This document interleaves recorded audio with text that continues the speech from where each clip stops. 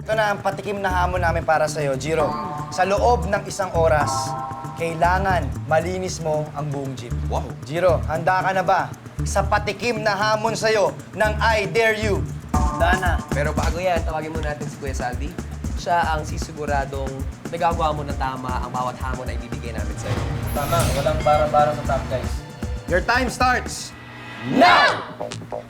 1 oras lang to, Jiro. Okay. Bakit po ba kailangan natin ng yung mga household chores? Anong connection nito sa pagiging fighter?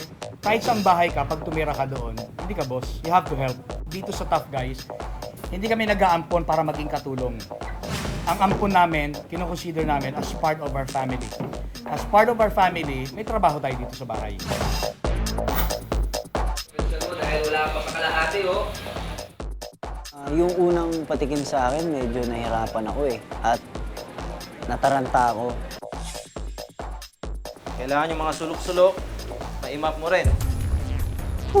Umaangal na kami na, sumasakit na likod niya, kaya bumabagal ang paglilinis niya. Go, go, go, go! Bilis pa ng konti!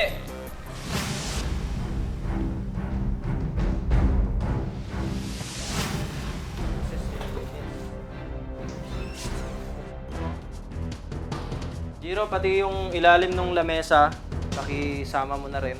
Ano, Jiro? Kaya mo ba? Pwedeng pabagal-bagal. Naisip ko yung mga ginagawa ko sa loob ng rehab that time na halos hindi nalalayo sa ginawa ko ngayon. Sinasabi niya na siya ay gumagawa ng ganon, pero siyempre, ibang atmosphere. Parang hindi niya alam kung saan niya umpisaan. Pagsubok na to sa'yo, medyo sisiyo na lang. Hindi. Mahirap din. Sobra. Welcome to Tough Guys. Dito tough kami.